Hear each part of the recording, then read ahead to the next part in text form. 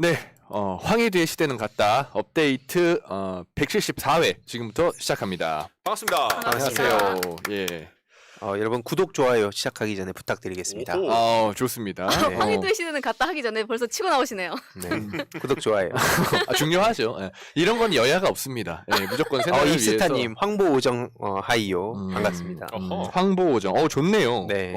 아이디도 굉장히 마음에 드는데 입스타. 네, 희도가 입스타 또 잘했잖아요 당시에. 재호 형 별명이 게임할 때 입스타였어요. 왜냐면 뭐냐면 정치 딱 그 진중권 같은 스타일 있죠. 입만 나불 때는 입으로 이렇게 하면 세상 진짜 다 바뀌었어. 약간 아가리 파이터들. 그렇죠. 진중권 같은 스타일?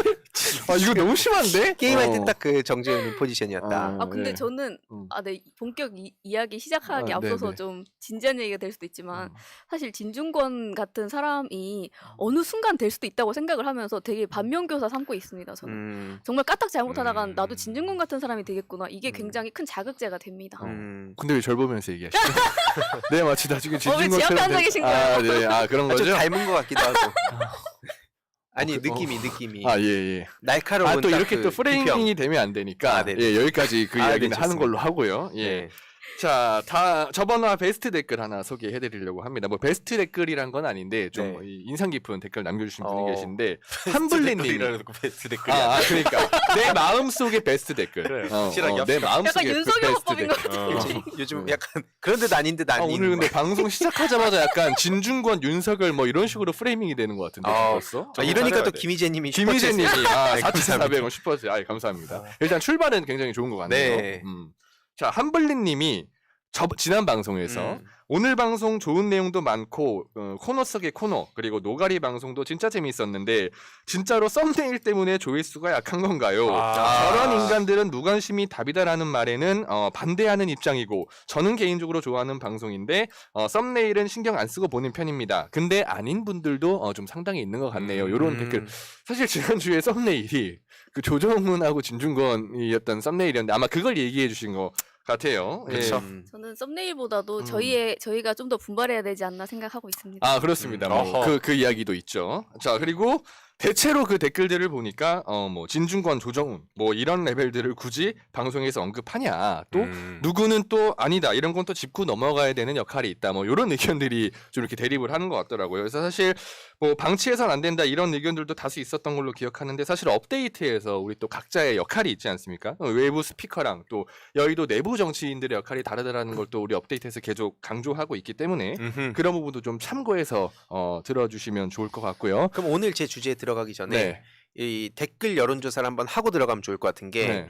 이런 뭔가 꼴도 보기 싫은 사람들에 대해서 먹금이 답이다라고 하면 1번 아니다. 좀 알 필요가 있다 2번 누군가는 언급해야 된다. 이걸 일단 보고 그리고 오늘 제 주제 다루고 나서 다시 한번 반응을 보는 걸로. 예. 그 차이가 있나? 좋습니다. 그럼 자, 여러분들 1번 무시해라. 먹금 무관심이 답이다. 2번은 진중권, 뭐 박지현, 예를 들어서 뭐 조정훈 이런 양반들을 좀 언급할 필요도 있다. 어느 정도는 어떻게 생각하시는지 의견을 좀 들어보고 황희두의 스팀팩으로 넘어가 보도록 할게요. 자. 슈퍼 소녀시대님께서 그냥 무시했다가 언제 홀라당 넘어갈지 모르잖아요라고 해주셨네요. 예. 자. 그렇죠. 2번, 1번, 2번. 1번도 꽤 있네요. 네. 아니 이걸 보고 싶지 않은 그 마음은 저도 충분히 이해합니다. 네, 굉장히 이해하는데 그 과거에 우리가 역사를 돌아봤을 때 그렇게 무시한다고 해서 이게 없는 일이 됐냐? 내 눈앞에 없다고 이게 없는 일이냐? 이걸 봤을 때 저는 그럼 그건 아닌 것 같은데 해서 저는 2번으로 말씀드리는 거고 그 보기 싫은 마음은 저도 충분히 이해하죠. 저도 준비하는 입장에서 얼마나 이게 막 토론도 봐야 되죠. 나와서 하는 얘기 다 봐야 되죠. 그렇죠. 그런 사람들의 또 급을 떨어뜨려 놓는 것도 굉장히 중요한 역할인 거죠. 실제로 진중권 한창 그 지난 대선 때 날뛸 때 그 황희사가 딱 친윤 스피커 뭐 키보드 태물 악플러. 네. 딱 그렇게 단정지어 버리니까 본인이 뭔 말을 해도 일단 그 프레임에 갇혀가지고 뭔가 급이 확 떨어지는 그런 부분에 있어서도 굉장히 좀 중요한 요소다. 저도 그때 개인적으로 뭐 개나소나 자기 뭐 저격한다면서 그렇지. 재명학 연재가 끝나면 온다더니 1년 넘게 지금 잠수 타고 있습니다. 이 방송을 뭐 본인이 직접 보진 않겠지만 보신 분들이 주위에 많이 알려주시면 언제든 저는 붙을 준비가 돼 있다. 비율을 보니까 한 6대4 정도 되는 것 같네요. 그러니까 4가 이제 먹금이 답이다. 보기도 싫다. 심지어 그 꿈에서도 보기 싫어요. 막 이런 분들도 계시고 이해합니다. 이해합니다. 아무튼 뭐 웩 진중권 뭐 이렇게 네 좋습니다. 아무튼 이따가 뭐 끝나고 다시 한번 이야기하는 걸로 하고 네, 제 이야기 뒷부분에 네. 좀 하고 미리 말씀드리지만 이 스팀팩은 원래 IT와 정치를 다뤘는데 지금 이 킹 시국 아닙니까? 그렇죠. IT 시국이 지금 뭐 시국이만큼 사실 그리고 챗 GPT 얘기로 다 거기 관심이 가서 뭔가 새로운 얘기가 또 나오고 있지는 않긴 해요. 그래서 지금은 좀 이 주제에 집중하는 중이다라는 말씀 미리 드립니다. 네 알겠습니다. 자 황희대사 스팀팩 바로 시작하죠. 네, 황희도의 스팀팩 제가 앞에 뭐 1, 2 이렇게 반응을 여쭤봤던 이유가 저도 일단 꼴 보기 싫고 많은 분들이 꼴 보기 싫어하는 그리고 지금 뉴스에 나오는 걸 끔찍히 생각할 이명박 씨에 대한 얘기입니다. 네, 이게 뭐 사실 의성님이 또 코너에서 이명박계의 사람들 중에 알려지지 않은 그래서 뭐 이동관이라든지 뭐 이런 뉴라이트계 장재원 이런 사람들은 이미 알려져 있지만 그렇지 않은 사람들 중에 막 지금 꿀자리 가고 이런 사람들 꽤 있거든요. 그럼요. 지난주에도 나왔었죠. 네, 그래서 그런 사람들 우리가 다 알 수는 없지만 이게 왜 중요한가? 업데이트를 왜 매주 들어서 우리의 뇌를 업데이트 시켜야 되나? 이 얘기를 좀 시작해 보려 합니다. 예. 네, 지금 타임 이거 시작됐고요. 그 일단 첫 번째 사진 하나 뭐 보면서 말씀드릴게요. 네. 일단 최근에 윤석열 대통령이 모든 정책을 MZ 세대 관점에서 보자. 일단 여기서부터 삐끗하죠. MZ는 MZ라고 부르지 말라고 하는데 끝까지 MZ 세대 관점으로 보자. 우리 일단, 민지. 우리 민지. 대선 과정에서부터 뭐 다들 기억하시겠지만 MZ 민지 그렇게 찾지 않았습니까? 그러면서 막 그 막 팔짱 끼고 뭐 옆에 장예찬, 김병민 씨 등등 해가지고 했는데 지금 또 지도부에 고스란히 들어갔어요. 그래서 지난주에 말씀드렸듯이 뭐 오후 4시에 맥주 회동하고 지난주에 다뤘었네요. 아무튼 하도 떠들고 다녀서 얘기했었죠. 네, 맥주 회동하고 했는데 이제 저런 방식으로는 전혀 청년들의 마음을 얻을 수 없다. 여기까지 왔고 다음 사진 하나 보여드릴게요. 지난주에 강조했던 이슈 중에 하나가 포괄임금제 폐지 있지 않습니까? 아하. 일단 이거 정말 중요하다. 다시 한번 강조합니다. 주 69시간으로 주로 키워드가 나오고 있는데 이 다음 수는 무엇이고 저들은 또 그 다음 뭘 대응할 거고 우린 또 그 다음을 어떻게 대응할까? 끝없는 수싸움입니다. 이게 뭐 게임이랑도 그래서 비슷하다 보는 건데 이 포괄임금제에 대해서 다시 말씀드리지만 많은 청년들이 포괄임금제 때문에 진짜 말 그대로 공짜노동으로 진짜 엄청나게 시달리고 있어요. 그래서 잘 보시면 우원식 의원이 22년 9월에 포괄 그 공짜노동 금지법 이거를 발의를 했었고 민주당에서도 최근 여기에 시동을 걸었는데 저쪽에서도 쭉 그 청년들의 마음을 훑고 있는 이준석계가 이거 언급을 했다. 그렇다는 것은 지금 이게 힘을 합칠 수 있는 전선이 됐다. 다시 한번 말씀드리고요. 윤석열 대통령 같은 경우에 명확하게 포괄임금제 폐지를 얘기 못하고 있다. 요것 또한 말씀드립니다. 다음 사진 보여드릴게요. 그러면 지금 윤석열 정부와 국민의힘은 어떤 식으로 청년들의 마음을 얻나? 이렇게 보시면 1,000원의 아침밥. 이거 좀 보셨어요? 오늘 뭐 새날 오늘 난리 났었잖아요. 사실 이거 네. 여러 커뮤니티도 사실 많이 돌았던 거죠. 그렇죠. 뭐 그런 얘기를 하실 것 같긴 했어요. 이미 많이 보셨을 것 같은데 이 1,000원의 아침밥 뭐 자세히 설명은 하진 않겠지만 실제로 이게 문재인 정부 때 17년도 때 시작을 했었고 이게 또 윤석열 정부 들어서서 한 5억 정도의 예산을 배정을 했다 해서 민주당에서 비판을 했고 좀 늘려달라 그렇게 했고 결국 국민의힘에서는 한 7억 정도로 했다 해요. 민주당에서 15억 정도 해달라 했는데 7억 정도 했다 하고 최종적으로 지금 또 윤석열 정부에서 늘린다고 했다. 뭐 요 상황까지 온 것 같습니다. 중요한 건 이게 문재인 정부에서 시작했고 그걸 계속 그 가닥을 잡아왔던 거다라는 걸 주위에 같이 알려야 됩니다. 근데 지금 김기현 씨가 저렇게 돌아다니면서 사진 찍고 물론 그 학식 그 드신 학생들 사이에서 뭐 안 좋은 소리도 많이 나왔잖아요. 뭐 진짜 별로다. 이게 뭐 거의 극혐이란 얘기 아닙니까? 극혐이란 얘기까지 듣고 있는 상황이고 실제로 뭐 거기 몇몇 뭐 학생회 하는 사람들 얘기가 대표성을 가질 수 없다. 네. 결국에는 우르르 사람들 끌고 와가지고 밥 먹고 있는데 뭐 거의 체할 뻔했다 이런 얘기까지 나오지 않았습니까? 그만큼 김기현 씨는 지금 엉뚱한 데에서 해법을 찾고 있고 또 최근에 뭐 30세 이하 그 아이 셋 나오면 병역 면제해주겠다. 증여재산 공제 그 4억 그 면제 뭐 4억까지 뭐 해준다 그러고 그걸로 또 두들겨 맞지 않았습니까? 그러면 그래 김기현 대표야 뭐 나이가 있으니까 그럼 다음 청년 보여드릴게요. 국민의힘의 미래 청년이죠. 미래 청년 어지럽다 어지러워. 미래가 폭주 뛰네. 지금 또 뭘 쓰고 있을진 모르겠지만 지금 아까 폭주 얘기도 하셨고 어지럽네. 천하용인이 등용하면 MG 지지 회복? 그렇지 않다. 어. 왜냐면 내가 있다. 어. 나 장예찬. 장혜찬이 있으니까. 나 장예찬. 어. 내가 있다. 이러면서 요즘 열심히 나와서 뭐 방송 라디오에서도 그렇고 폭주하시네 또. 폭주하고 폭주하네, 있는데 진짜. 중요한 거는 이게 왜 제가 말씀을 드리냐면 이 이준석계가 사실 지난번 이준석 체제 때 그들도 어지간한 거 손 다 대놨어요. 우리 민주당 입장에서나 혹은 국민들 입장에서 납득한다 안 한다를 떠나서 저들이 쓸 수 있는 방법 여러 가지 그 개혁안이라고 막 했거든요. 네. 시험을 봐서 사람들을 어떻게 뭐 정리를 하네, 혁신이네. 물론 그것도 많은 비판이 있었지만 어쨌든 그런 식으로 할 수 있는 시도들 대부분 다 해놨습니다.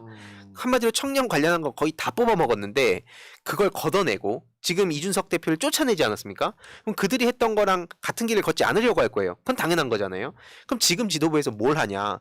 아까 저 1,000원 아침밥 밥 먹다가 진짜 별로라는 얘기를 듣는다든지 아니면 이준석계가 했던 것 일부를 가져올 수밖에 없어요. 그렇잖아요. 그렇죠. 왜냐면 그게 겹칠 수밖에 없으니까 사람 생각이. 그럼 그거 하면은 이준석 대표 쪽에서 가만히 있겠습니까? 이거 우리가 했던 거 따라하는 건데 나 그렇게 버리더니 뭐 내 얘기는 딱 그림 보이잖아요. 이준석 대표 방송 그때부터 열심히 나올 겁니다. 그럼 우리는 거기서 쏟아지는 이 많은 그 소스들을 잘 담으면 된다. 이게 100% 그렇게 갈 겁니다. 그렇게 안 가면 이준석 대표가 어쨌든 많은 사람들이 지금 온라인상에서 그 고지전을 되게 중요하게 생각하는 사람인데 거기 있는 것들 다 치우고 다른 쪽에서 길을 찾으면 길이 안 보여요 지금. 사람들 어떻게 만나니까 오프라인으로 지금처럼 그러면 전국에 있는 사람들 오후 4시에 맥주 마시러 다닙니까? 안 되거든요. 맞아요. 사실 그렇게 만나도 엄프를 또 해야 돼요. 그럼 그거대로 망신을 당해요. 뭐로 가든 지금 출구가 없는 상황입니다. 그러면 그리고 계속 또 이준석계가 이게 청년을 위한 거냐라고 계속 몽둥이로 찜질할 거예요. 이거 그럼 어떻게 할 것이냐. 그런 관점에서 봤을 때 국민의힘과 윤석열 대통령은 지금 수가 없습니다. 근데 그런 상황에 더 지금 다음 사진 보여드리면 악재가 또 터졌죠. 야근 병원 기절. 이 너덜트라는 채널이 지금 이게 조회수가 100만 훌쩍 넘었는데 파급력이 컸어. 엄청나죠. 이게 지금 그러니까 정확하게는 유튜브 보시는 분들은 아시겠지만 네. 구독자 수에 비해서 영상 조회수가 많이 나오기가 쉽지가 않습니다. 그러니까 예를 들어서 알림이 황희도 채널이 구독자가 45만이면 영상 조회수가 45만이 나오기 힘들어요. 힘들죠. 근데 이 채널 같은 경우는 157만 구독자인데 네. 오늘 보니까 저게 212만인가? 엄청 올랐더라고요. 그러니까 네. 그만큼 많은 관심을 가지고 있는 거죠. 네. 여러 사람들이. 그래서 이게 그렇게 보는 게 또 왜 중요하냐면 결국에는 그런 채널 비슷한 채널들이 있어요. 뭐 쇼박스라든지 네. 젊은 사람들이 즐겨보는 채널들이 많은데 풍자하는. 네, 풍자하는. 근데 그런 채널들이 왜 중요하냐면 그 많은 청년들의 공감대가 되게 중요한 소스거든요. 그들한테는. 그래서 시사는 정보라든지 뭐 재미도 일부 있지만 뭔가 들을 만한 내용, 가치 이런 걸 전했을 때 이 채널 구독해야겠다. 이렇게 보통 그 구독으로 이어지는데 저런 채널 같은 경우에는 공감대 형성 그리고 트렌드 반영 그런 속도전, 뒤처지지 않는 이런 게 굉장히 중요한 포인트예요. 그래서 트렌드에 조금만 뒤처졌다. 혹은 공감 안 가는 내용을 올렸다. 그럼 바로 막 퇴물 소리 듣습니다. 그쵸. 굉장히 민감해요. 그런데 이렇게 정치에 대한 이야기를 했다는 것은 물론 이제 정치 얘기로 접근한 게 아니죠. 노동 이슈 이렇게 접근을 했다는 것은 근데 이제 정치 쪽에서 저쪽에서 좌표 찍고 와서 공격하고 하지만 대부분의 반응은 보시면 아시겠지만 엄청납니다. 고맙다고 이런 이슈를 다뤄줘서 너무 고맙고 용기 내줘서 고맙다. 반응이. 그런 반응들이 막 상위권에 있었는데 그렇다는 건 무슨 의미냐면 다른 유사한 채널들도 이제 고민을 할 수 있다는 거죠. 그쵸. 우리는 그럼 뭔가 이렇게 가만히 있어서 될까? 청년들이 지금 이렇게 분노하고 있는데 그러니까 뭐 정치 이슈로 해가지고 뭐 윤석열 끌어내리자 이런 얘기는 절대 하지 않습니다. 다만 지금 노동 이슈라든지 뭐 일자리라든지 특히 취업준비생들 연애 막 결혼 정년기 이분들의 공감대를 끌어낼 수 있는 그런 영상들이 앞으로 계속 나올 텐데 그 포인트를 봐야 된다 이겁니다. 거기를 잘 보면 그 댓글 반응과 커뮤니티 확산되는 걸 보면 많은 청년들이 지금 어떤 고민을 주로 주고받고 있고 그 니즈를 볼 수 있는 그쵸. 거구나. 무엇을 또 해결하길 바라는가를 그런 데서 봐야지 지금 시대는 달라졌는데 뭐 오후 4시에 맥주 마시고 있으면 그 청년들의 얘기를 다 들을 수 있습니까? 물론 그런 오프라인으로 만나는 게 중요하지 않다는 게 아니라 같이 가야죠. 그치 공감이 일단 그건 안 되잖아요. 그쵸. 4시에 술을 마신다는 거 올 수 있는 자체가. 사람. 69시간 일하고 와서 4시에 와서 맥주 마시는 거예요. 그러니까 벌써 공감이 안 되잖아. 네. 그래서 이런 흐름들 특히 그리고 요즘 보면은 뭐 모범 택시라든지 아니면 뭐 더글로리 굉장히 핫했던 그렇죠. 이런 드라마들을 보더라도 뭔가 사이다. 기존의 법의 영역이 우리의 삶을 지켜주지 못한다는 생각이 있기 때문에 그런 걸 보면서 전 대리만족하는 거라고 봐요. 내 삶은 우리의 현실은 이렇게 가진 자들이 다 기득권 형성해가지고 그 쳐내고 자기네들끼리의 왕국을 만들어내는데 이런 드라마를 통해서 사람들이 공감을 하고 카타르시스를 느낀다는 것도 이 지금 시대에 답답한 포인트가 어디 있는가를 볼 수 있는 거거든요. 그럼 그런 걸 캐치를 해가지고 우리가 뭐 정치권에선 입법을 하고 또 예를 들어서 시민사회 쪽에선 그걸 또 그거대로 뭐 이제 비판도 하고 뭐 그렇게 가야 되는데 그렇게 세상이 변해가고 있다 이런 말씀을 드리고 싶은 거고요. 다음 사진 하나 보여드릴게요. 보시면 저 이거 보면서 여태까지 그냥 설마 뭐 이명박 윤석열 얘기가 나오는 거 보면서 진짜 설마 하면서 보다가 이번에 좀 확신을 하게 됐습니다. 광우병부터 지금 주 69시간 얘기까지 이어지고 있는데 보시면 아시겠지만 이 광우병 예를 들어서 지금 이 Z 그러니까 G 세대에 해당하는 분들 막 2000년 막 그쯤 1990년 후반부터 2000년 이후부터는 광우병 때 보면은 엄청 어릴 때예요. 막 10살도 아닐 때도 있고. 그렇죠. 그러다 보면 광우병이 뭔진 모르는데 온라인상에서 예를 들어 가지고 광우병은 뭐 거짓 선동이었다. 뭐 이런 식으로. 그렇죠. 막 그런 식으로 계속 퍼뜨리면 뭐 뭔지는 잘 모르겠지만 저게 뭐 잘못돼 가지고 우리가 선동당한 사람이 있구나라고 생각할 수 있어요. 근데 저걸 엮어 가지고 지금 쭉 69시간까지 오는 거거든요. 그렇다는 것은 69시간에 대한 대비보다도 이걸 패키지로 엮어가지고 저들은 이 광우병까지 엮어가겠다. 그럼 그 다음 사진 하나 보여드리면 바로 여기서 우리가 연상할 수 있는 인물이 있죠.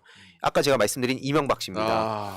지금 박근혜 이명박 씨가 다시 기지개를 켰다. 이런 얘기도 나오고 있는데 실제로 이명박 씨가 최근 천안함 쪽 관련해서 첫 행보를 다시 시작했더라고요.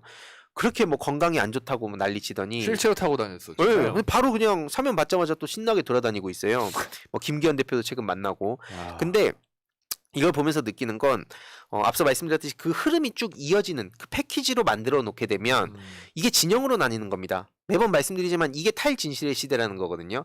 그냥 우리의 팩트가 중요하고 뭔가 진짜 이 디테일한 내용들이 중요한 게 아니라 사람의 감정, 내가 믿고 있는 신념 혹은 내가 속해 있는 집단의 생각, 다수의 생각 여기에 맞춰서 진실이 바뀐다는 거예요. 그냥. 그래서 이 시대를 우리는 어떻게 극복할 것이냐. 누군가가 69시간으로부터 쭉 저걸 이어간다는 건 앞으로 다른 수많은 이슈들이 터졌을 때도 이렇게 진영 논리로 가져가게 되는 거고 광우병을 때리기 시작하면 민주진영의 많은 이 역사의 흐름들을 저쪽에서 손쉽게 막 뒤집어 버릴 수 있는 겁니다. 더 앞으로 들어가 보면 지금 막 이승만 지금 재평가하고 있잖아요. 네. 그래서 기념관까지 만든다 하죠. 백선엽 지금 재평가한다 하죠. 이게 지금 대한민국에서 상상이나 할 수 있었던 일입니까? 근데 이승만 국부론을 펼치던 그 뉴라이트 세력들이 여기저기 포진해가지고 별소리 다 하고 있어요. 최근 레고랜드 논란 일으켰던 김진태, 박정희보다 자기는 이승만 더 존경했대요. 그런 얘기를 지금 당당하게 하고 있는 게 오늘날 대한민국입니다. 실제로 이제 플래카드가 붙었는데 내용을 보면 이제 친일파들이 더 이상 숨어 있지 않고 당당하게 친일을 하겠다라는 내용에 대해서 사람들이 많은 문제 의식을 가지고 있잖아요. 실제로 네. 근데 뭐 3.1절에 일장기를 거니까 말 다 한 거죠. 그렇죠. 그런 식으로 일장기를 걸고 맘카페에서는 자기 자식이 일장기 그렸는데 이거 다른 주민들도 걸면 좋을 것 같다는 얘기하고 그러니까 이 부끄러움을 넘어서 이젠 당당하게 얘기할 수 있는 시대가 왔다는 거고 그렇다는 것은 우리가 이걸 꼴도 보기 싫어. 저거 뭐 하는 짓이야? 이명박 얼굴 치워주세요. 이렇게 생각은 할 수 있습니다. 다시 말씀드리지만. 근데 우리가 그렇게 치워버리면 앞으로 여태까지 우리가 그나마 열심히 지켜왔던 그 가치들을 저들이 어떤 식으로 역사 뒤집기를 시도하고 있는가. 뉴라이트에 대해서는 그래도 많은 분들이 아시잖아요. 저들이 어떤 식으로 과거를 부정하고 심지어 뭐 그 5.18 민주화운동 때도 뭐 북한군 개입설 퍼뜨리고 뭐 광주에 많이 그런 거 있었죠. 계속 반복하면 이걸 잘 모르는 사람들 입장에선 뭐 그렇지 않나? 라고 생각할 수 있는 거예요. 그걸 우리가 뭐 비판하고 역시 요즘 것들은 책을 안 읽어서 이렇게 얘기를 하는 건 쉽지만 실제로 그렇게 그래서 믿어버리고 시간이 지나면 그 사람이 그 투표권을 행사하고 특히 그런 사람이 뭐 교사가 되고 교수가 되고 그럼 또 어떻게 됩니까? 개인 한 명만의 문제가 아니라는 거예요. 그 사람이 또 주변에 가가지고 이런 얘기를 하기 시작하면 오염되기 시작하는 거죠. 그러니까 이걸 완전히 정화시키자는 게 아닙니다. 하지만 우리가 그냥 너무 보기 싫고 책도 없는 소린데 뭐 저런 거 누가 믿어 뭐 극단적인 유튜브는 좀 믿지 이렇게 넘겨왔던 게 과거 일베 역사를 봐도 똑같아요. 제가 이게 일베 때도 그렇게 얘기를 했었는데 왜냐면 DC부터 쭉 일베가 이어져 오고 저희 프로게이머 지인들 중에 일베 정서를 가졌던 사람들 많고 최현님도 약간 그런 정서 비슷하지 않았어요? 약간 내가? 아니 일베 그 극단적인 그런 거 말고 뭔가 막 강하고 막 센 사람 막 이런 거 막 안보 막 이런 거 안보는 군대 여파가 컸죠. 근데 게이머 때는 전혀 민주화 그래요? 아니 무슨 소리야? 갑자기 이렇게 공격이 들어와 버린다. 아무튼 그런 아무튼, 사람들이 많잖아요. 많아, 그렇지, 많지. 많아요. 지금 다음 사진 하나 보여드릴게요. 안 믿기시겠지만 실제로 와. 2030 세대 중에서 특히 2030 남성들 중에서 특히 그 지금 보시면은 이명박 씨 지지율이 이게 2021년 자료긴 한데 유독 높습니다. 무슨 일이야? 저 안에 저도 있었어요. 제가 매번 왜 말씀드리냐면 굳이 이 흑역사를 왜 까냐면 그만큼 이게 정말 심각한 문제라는 거예요. 그때 와가지고 저한테 지금 많은 분들이 하셨던 얘기들 저거 뭐 이명박 어떤 놈인지 알고 그래 저한테 그랬던 분들 집에 가서 저 네이버 지식인 찾아갖고 반박했어요. 어차피 다 자료가 있다는 의미입니다. 이명박 땡땡왕 시리즈 뿌릴 때도 그래프에다가 그럴듯하게 자료 섞어놓고 사람들 되게 잘 선동했어요. 나중에 알려진 게 국정원 선동이었고 그 국정원이 전직 대통령 심지어 국민들한테까지 심리전을 벌였던 인간들입니다. 그런 인간들이 원세훈 이명박이 다시 지금 거리로 나와서 특별 사면을 받고 세탁을 하는 게 이게 지금 2023년 대한민국의 현실이란 겁니다. 그러니까 지금 유이님도 이명박 좋아하는 사람들 참 많았지 그랬는데 저도 이제 이명박을 뭐 좋아한 건 아니지만 어떤 이야기가 있었냐면 평사원에서 현대건설 뭐 네. 사장일 그다음에 대통령까지 올라간 사람 그러니까 완전히 이 사람은 뭐라고 해야 신화적인 신화적인 그쵸. 사람으로 묘사가 되어 있어요. 네. 그럼 그 사람한테 뭔 반박하더라도 뭔가 그게 안 나오잖아. 그러니까 너 그렇게 진짜 밑바닥부터 성공한 사람을 너 그렇게 얘기하는 거야. 막 이런 식으로 얘기해 버리면 옛날에 얘기 많이 했어요 그때. 성공한 아니 대통령. 그러니까 내가 확실히 술술 나오네. 아니야. 이게 한두 번 해본 솜씨가 아니구만. 맞습니다. 이게 그때 관심 없었어. 저 같은 경우에도 왜 저쪽을 빠르게 대응이 가능하냐? 그냥 18살 때 저로 돌아가서 생각하는 거예요. 그러면 그 뼈대가 있거든요. 그렇죠. 근데 실제로 이걸 우습게 생각하면 안 되는 게 한 줌이야. 어릴 때나 그런 생각하지. 그러면서 이 이명박 때 그 일베 씨앗이 쭉 자라가지고 그 정서가 퍼졌습니다. 물론 제가 지금 얘기하는 게 민주당을 비판한다거나 혹은 저들을 좋아하는 사람이 다 일베다. 이렇게 왜곡은 하면 안 돼요. 그런 의미가 아니라 토양 자체가 그렇게 조성이 되면 맞습니다. 그래서 의성님이 말씀하시는 그 실제 환경 이 여파로 돌고 돌아서 얼마나 많은 데미지를 받습니까? 직접적으로도 받고 그러니까 그 환경이 너무 중요하다는 거고 이게 우리가 눈으로 보이는 건 되게 민감하게 생각하는데 온라인은 유독 되게 쉽게 생각해요. 온라인 그런 거 누가 본다고 혹은 뭐 보는 애들 일부지. 근데 지나가면서 댓글 하나 제목 하나 막 사람들이 그 몇몇 주고받는 여론 이게 얼마나 민감하게 받아들이는데 이걸 그렇게 가볍게 넘겨서도 안 된다는 말씀 드리고 싶었던 거고 사실 이 얘기만 하면 저 지금 1시간 동안 계속 떠들 수 있는데 1시간이 문제가 아니고 그렇죠. 시간에 제한이 있기 때문에 제가 뭐 더 하진 않겠습니다만 결국 중요한 건 뭐냐 일베가 자라났던 거 우리가 제발 한 번만 생각해달라. 그때도 저것들 오프라인 나오지도 못하고 뭐 루저들이다 하니까 검사들 의사들 막 일베에다 인증하면서 그걸로 대치기 했어요. 우리들 찌질이들 아니야. 사회에서 잘 나가. 근데 나도 일베에 있어. 그렇게 소속감을 부여하면 어떤 식으로 효능감 느끼겠습니까? 일반 그냥 방구석에서 내가 막 무직인데 그래서 재훈님 그때 무직인데 근데 뭐 여기서 검사도 있는 사이트네? 이렇게 되는 거예요. 예를 들어. 예를 들어. 의사도 있고 예를 뭐 들어. 변호사도 있고. 중요하죠. 예를 그렇지. 들어.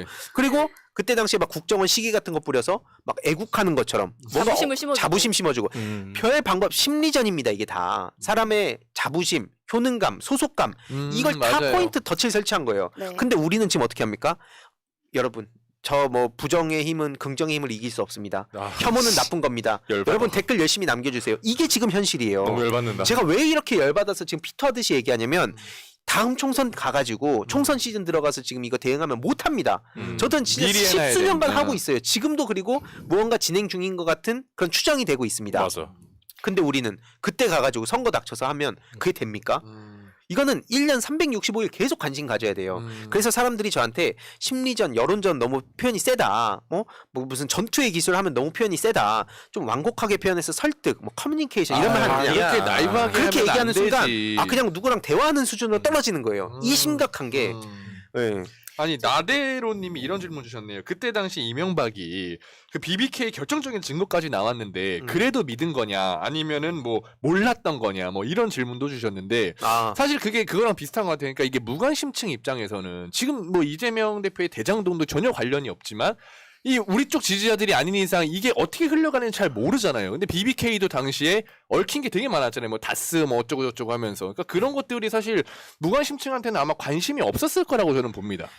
그 주권방송님이 이명박 때 씨 뿌린 게 아니라고 하시는데 제가 말씀드린 그 씨는 사실 옛날부터 있었죠. 저쪽에 그렇죠. 방공 씨앗이 있는데 일베를 노골적으로 자기네들 심리전 그 온라인상에서 동원해가지고 사실 뭐 신천지 얘기도 있는데 재판을 한 상황이라서 제가 뭐 자세히 말씀 못 드리지만 온라인상에 그런 여러 가지 덫을 설치해놓고 그 씨앗이 자란 걸 말씀드린 겁니다. 네, 그리고 주권방송 1님께서 광우병 그거 친박계도 퍼뜨린 건데 참이라고 해주셨는데 실제로 광우병 얘기를 먼저 시작했던 거는 노무현 정부를 공격하기 위해서 보수가 먼저 공격을 한 거였는데 그게 정권이 바뀌자마자 바뀌면서 이제. 이렇게 얘기가 된 거잖아요. 그러면서 마치 광우병을 처음 퍼뜨린 게 누구야? 저쪽에서 먼저 퍼뜨려 놓고 나중에 와가지고는 오히려 이게 진보 진영 또는 민주 진영의 실패한 역사인 것처럼 저쪽에서 프레임을 씌우잖아요. 그러면서 무슨 얘기만 하면 광우병 하면서 그렇죠. 그러니까 이게 잘못됐다는 거예요. 실제로 팩트랑 다르게 저쪽에서는 공격을 그런 식으로 씌우기를 하기 때문에 그게 네. 문제라는 말씀을 드리는 맞습니다. 겁니다. 그런 식으로 어떤 말을 하면 드루킹, 광우병 이걸 만드는 거예요, 저들은. 그쵸. 근데 하루아침에 그렇게 하면 사람 공감합니까? 안 해요. 그러니까 계속 뭔가 그럴듯하게 교수, 뭐 하버드, 서울대 이런 사람들이 나와가지고 그럴듯하게 뭐 흔들어대고 뭐 온라인상에 길게 써놓고 그러면 아 뭔가 있으니까 저런 거겠지 라고 하면서 점점 전선이 달라져요. 스타크래프트 하셔서 아시겠지만 이 게임이랑 너무 비슷한 게 전선 어떻게 긋냐에 따라서 나중에 이 퇴각할 때도 정말 큰 차이가 생깁니다. 그래서 그런 선긋기 싸움이 너무나 중요한데 지금 우리의 전선은 그럼 어떻게 짜여 있는가? 각 커뮤니티별로 지금 고지전이 활발하게 벌어지고 있는 것도 있고 지금 완전히 설득이 안 되는 양쪽으로 나뉘어서 그런 것도 있는데 일단 이 전체적인 판을 분석하는 게 제일 먼저 시급한 과제다 말씀드리고 싶고 어쨌든 뭐 제 시간이 거의 다 끝났기 때문에 여기서 마무리는 하는 걸로 하고 아까 제가 말씀드렸듯이 이 1번은 이렇다 하더라도 듣기 싫은 거 그냥 보기 싫은 거는 먹금이 답이다. 1번. 2번은 이 국가의 미래를 위해서 이거는 꼭 신경 써야 된다. 이건 계속 봐야 된다. 2번. 왜요? 좋네요. 예, 여론조사 이렇게 하는 거 아니에요? 맞아요. 예. 배웠어요, 저도.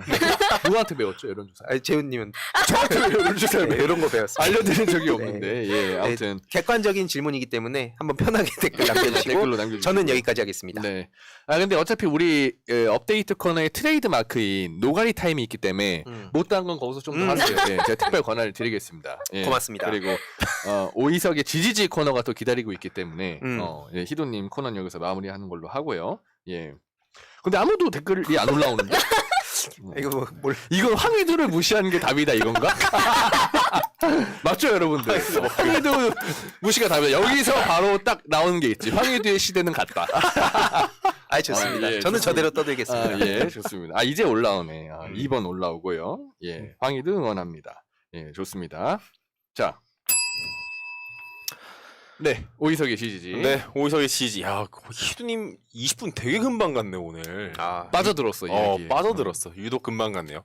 저도 요즘 또 지난주도 그렇고 지지난주도 그렇고 그 제 주변에서 저희 방송 보는 분들이 왜 이렇게 화를 내냐고. 그래서 화를 많이 냈나 싶어서 네. 오늘은 조금 유한 내용을 좀 가져와 봤습니다. 근데 요즘 짜증나는 일이 너무 많아서 이해는 하실 거예요. 아마 그래서 오늘은 시청자분들도. 조금 넓게 조금 넓은 사고를 가질 수 있게. 화 안 낸다 했는데 바로 긁는데요 또. 쟤는 일단 나중에 좀 왜요? 지금 아프리카 얘기해야 되기 때문에 제 얘기할 시간이 없습니다. 네. 좋습니다. 이따 네. 또 드릴게요. 오늘 아프리카 얘기를 조금 하려고 해요. 네. 그러니까 현 정부가 아프리카를 갖고 지금 얼마나 바보 같은 행동을 하고 있는지를 말씀을 좀 드리고 싶은데 동시에 이럴 때 아니면 또 아프리카 얘기를 들을 일이 별로 없고 보실 일도 별로 없을 것 같아서 오늘 아프리카 얘기를 조금 가져와 봤습니다. 재훈이 혹시 사헬지대 알아요? 들어봤어요? 사막이잖아요. 정확히는 이제 사막 바로 아래에 있는, 그러니까 사하라 사막 남단에 있는 곳인데 그 사진이 남단에. 이제 하나 올라올 겁니다. 네, 보시면은 아마 아실 거예요. 어릴 때 지리 좋아하시거나 사회과부도 보시거나 이런 거 좋아하시는 분들은 아시죠? 사이가부도 저거. 알죠. 사회과부도가 저거. 시간 때우기 되게 좋았잖아요. 네. 저기 보시면 이제 아프리카죠. 그리고 중간에 보면 적도 위에 그 사하라 사막 사이에 보면 사헬지대라고 띠처럼 있습니다. 네. 저 지역이 이제 그 국제사회에서는 사하라 이남 지역이라고 따로 불러요. 따로 부르고 있고 세네갈 들어봤죠? 세네갈 들어봤죠. 축구 잘하니까. 알죠. 그리고 뭐 니제르, 뭐 모리타니 부르키나파소 들어봤어요? 네. 부르키나파소, 뭐 차드, 수단은 워낙 분쟁이 길어서 아실 거예요. 나이지리아 다 아실 거예요. 알죠. 그런 국가들 한 20여 개가 사헬지대에 있어요. 이 사헬지대가 사하라 사막이랑 붙어 있는데 이 지구가 자연스럽게 더워지면서 사하라 사막이 넓어지다 보니까 사헬지대의 사막화가 더 가속화되고 있어요. 근데 기후 위기가 심화되니까 더더더더더 가속화가 되고 있는 중인 거예요. 근데 오늘은 이 넓은 사헬지대 중에서 왼쪽 서아프리카 쪽을 말씀드리려고 해요. 가나, 뭐 나이지리아, 아니면 뭐 니제르 이런 나라들이 있는 지역인 건데 왼쪽인 이유는 있나요? 혹시 왼쪽을 택한 이유? 동쪽과 서쪽이 달라요. 약간 좌파 엮으려고 하신 거 아니. 그러니까 이유가 이게 있을 것 같아서. 네. 제가 오늘 동남아 얘기를 하고 싶습니다. 라고 했을 때, 네. 왜 동남아인가요? 왜 서남아시아 얘기는 안 하나요? 라고 물어보는 건 비슷한 거예요. 되게 넓기 때문에 상황이 조금 달라요. 그래서 오늘 같은 경우는 이제 서쪽을 말씀드리려고 하는데, 이 지역이 왜냐하면 사하라 이남 지역으로 이제 불리면서 세계에서 가장 소득도 낮고 삶의 질도 가장 낮아요. 1년에 GDP가 한 1,700달러? 200만 원 정도? 1년에? 1년에. 네, 1년에 이제 그 정도인 거예요. 인구가 4억이 넘게 살고 있는 지역인데 나이지리아가 인구가 2억이 넘으니까 굉장히 많은 이들이 이제 어렵게 살고 있는 지역이 바로 이 지역이에요. 그러면 당연히 기후 재난에도 취약하다는 거죠.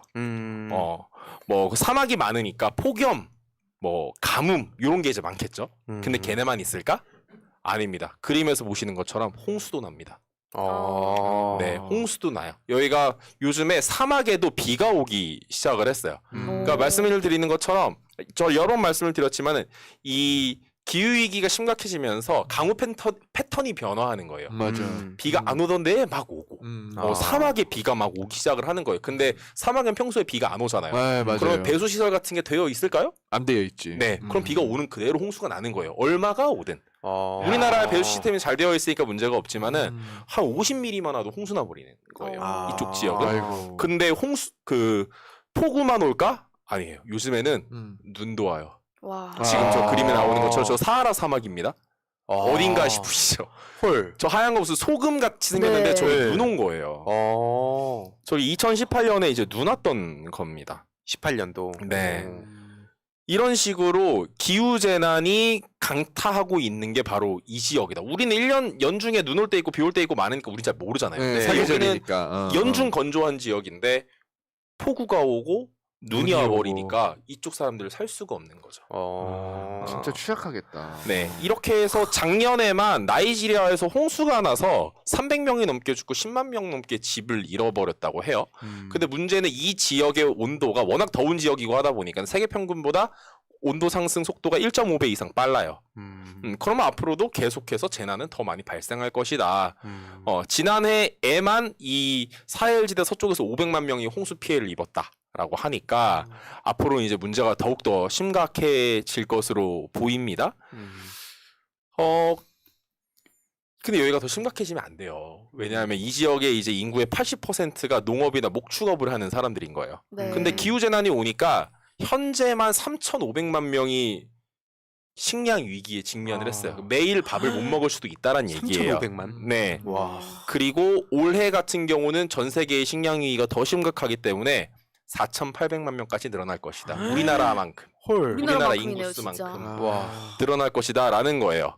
그러면 여기부터 이제 생각을 해보는 거죠. 이게 남의 나라 얘기일까? 보이지도 않는 지구 반대편에서 일어나고 있는 일에 불과할까? 절대 아니라는 거죠. 이렇게 되면 사람이 살 수가 있겠습니까? 먹을 것도 없어. 와. 집도 없네. 그럼 어떤 일이 생기냐? 전염병이 또 돌겠죠. 이 지역 에볼라 바이러스 들어보셨죠? 네. 아직도 있어요. 네. 와. 그게 아직. 그러니까 에볼라에 걸리고 코로나에 걸리고 이중으로 걸리고 그랬던 거예요. 와. 전염병은 더 창궐해. 그리고 성범죄 자연스럽게 더 늘어나요. 집을 잃어버렸잖아. 치안이 아예 붕괴 되겠지. 그럼 밖에 사니까. 맞아요. 예, 텐트에서 자고 그렇게 되고 먹을 게 또 없고 재산도 없으니까 약탈하는 이들이 늘어나요. 그리고 이 약탈자들이 세력화되면 이른바 무장 세력이 되는 거예요. 맞아요. 알카에다, 맞아. 알샤바브 아니면 뭐 IS 같은 데가 되는 거고 실제로 이런 국제적인 테러 조직들이 이 약탈자들을 지역에서 조직화를 시켜버려요. 무장 세력으로. 그럼 이 지역에 이제 사람이 살 수 있겠습니까? 못 사는 거예요.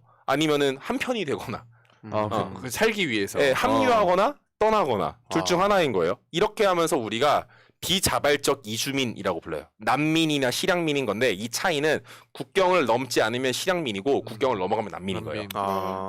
늘어나는 거예요. 특히 말리, 니제르, 부르키나 파소 같은 나라에서만 난민이 200만 명 넘게 발생했다. 그럼 여기서 퀴즈. 이 난민들이 어디로 갈까요? 국경을 아프리카. 넘어서. 아프리카. 다른 아프리카 나라. 다른 아프리카 나라. 인접 그 아프리카 다른 나라들 뭐 있잖아요. 예를 들어서 뭐 코트디부아르나 코트디부아르. 뭐 그런 데로 가까운 아프리카. 축구 좋아하나 보네. 네, 드록바의 뭐, 나라를 또. 예. 코트디 왜 갑자기 그 아니 그냥 뭐 아프리카에 여러 그 나라들이 있으니까. 그러니까 멀리가 현실적으로 저런 분들이 멀리 가긴 힘들 거 아닙니까? 그러니까 그런 거 방금 예. 말이 길죠? 네, 히르님은 어디로 갈 것 같으세요, 이분들이? 저도 일단 인근으로. 인근으로. 네. 약간 대세에 탑승하시는. 아니 인근으로 좋습니다. 갈 수밖에. 오약금동생님이 바다라고 이제 하셨고. 한번 보면은 지난 10년 동안 전 세계에서 난민을 가장 많이 받은 나라가 튀르키예요. 튀르키예. 2위는 독일. 유럽이네. 근데 3위부터 약간 조금 생소할 걸? 3위가 파키스탄. 아프리카 난민들. 4위가 우간다. 우간다가 난민을 정말 많이 받는 나라예요. 거의 난민으로 나라를 거의 다시 꾸리는 정도의 나라. 예, 나중에 우간다 얘기 한번 하면 좋겠고 5위가 현재는 이제 러시아인데 얘네는 저래도 쌉니다. 우크라이나 전쟁 내고 있기 때문에 자기들이 당연히 받아야 돼요. 그리고 6위가 폴란드. 여기도 지금 우크라이나 전쟁으로 인한 게 크고 7위가 수단. 네. 아프리카. 8위가 방글라데시, 9위가 에티오피아, 10위가 이란. 말씀하신 것처럼 주변국으로 많이 퍼지는 거예요. 그리고 팬데믹 이전으로 들어가면은 뭐 탑 10에 들어가는 게 레바논, 요르단, 스웨덴 유럽 국가 하나 나오고 모리타니, 그리스 뭐 이런 나라들 이제 나오는 거죠. 근데 이런 게 들어보면은 우리가 봤을 때 좀 난민 하면 떠오르는 이미지가 있죠? 지금 그림이 이제 나올 텐데. 난민 하면 보통 저렇게 이동을 할 것 같죠.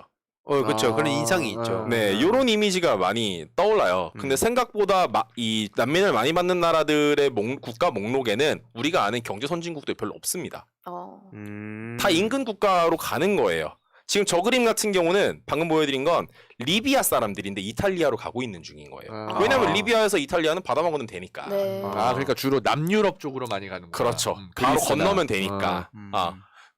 그런데 그 오늘 말씀드리고 있는 사하라 사막 남쪽에 사는 이들 같은 경우는 사하라 사막을 건너야 유럽을 갈 수 있잖아. 한 달에 200만 원 벌고 있는 사람들이 비행기를 타겠어요, 뭐 배를 타겠어요, 사막을 횡단하겠어요, 차를 타겠어요. 걸어가야 되는데 걸어다 죽느니 인근으로 가는 게 훨씬 낫죠. 일단 인근으로 가는 거예요. 근데 그러다가 인근 국가가 포화 상태가 돼버리면 그때부터 선진국으로 밀려가듯이 가는 거예요. 그러니까 되자마자 야, 나 지금 정치범이 돼버렸네? 안 되겠다. 못 살겠으니까 독일로 가야 되겠어. 한 번에 가는 게 아니라는 거예요. 인근으로 가는 거예요. 갔다가 밀리고 하면서 유럽으로 가게 되는 게 더 많다라는 거예요. 그런데 이제 문제는 우리가 갖고 있는 이미지랑은 또 난민의 이제 실제가 상당히 다른데 아까 보여드렸던 그림을 이제 다시 보시면은 이제 좋겠는데 이른바 정치꾼들이라고 하죠. 이들이 이런 그림, 저 그림 한 번만 더 보여주세요. 저게 뭐라고 들었냐면은 유럽의 이민 위기라고 기사를 낸 거예요. 저게 지금 500만 명 이상이 넘어오고 있다라는 이야기를 하고 있는 거예요. 이게 마치 유럽이 난민 위기에 이제 빠진 것처럼. 뭐 들어오는 숫자가 많기는 하지. 근데 가장 많이 난민을 받는 대륙은 아시아와 아프리카인데 유럽은 마치 자기들이 모든 난민 문제의 희생양인 것처럼 특히 정치꾼들이 선동을 하고 그렇게 국가를 우경화시키면서 보호주의를 강화하고 권위주의 정부가 들어서게 하는 윤석열 같은 이들이 많아지는 형국이 되고 그래서 이탈리아의 극우 정당이 이제 들어서기도 하고 스웨덴 같은 경우도 제2 당으로서 이제 스웨덴 민주당 같은 극우 정당이 들어오기도 하는 우경화가 발생하기에 딱 좋게 만드는 가짜 뉴스들이 저런 거다라는 거죠. 방금 보여드렸던 그림이 BBC 자료였어요. BBC. 네. 그럼 우리가 지금 이런 아프리카에서 일어나고 있는 일들에 대해서 잘 모르고 있어. 국제사회가 어떻게 돌아가고 있는지 잘 모르면은 우리는 윤석열 같은 이들의 큰 연대를 앞으로도 계속 목도하게 될 가능성이 매우 높다라는 거예요. 그러면은 대한민국은 앞으로 어떻게 해야 될 것인가? 그림을 한번 보여드릴게요. 나눠줘. 이제는 식량 원조 공여국. 이거는 문재인 정부 4년 차 때 대한민국이 어떻게 해외에 원조를 하고 있는지에 대해서 홍보했던 자료입니다. 보시면은 뭐 제가 별로 좋아하지 않는 뭐 지원을 받던 나라에서 주는 나라로 성장 이런 것도 있는데 그래도 난민 이주민 식량 원조도 하고 있고 농업 개발 지원도 하고 있다. 저개발국에 식량 지원도 하고 있다라고 하면서 농림축산식품부가 이런 홍보 자료를 만들어서 냈던 거예요.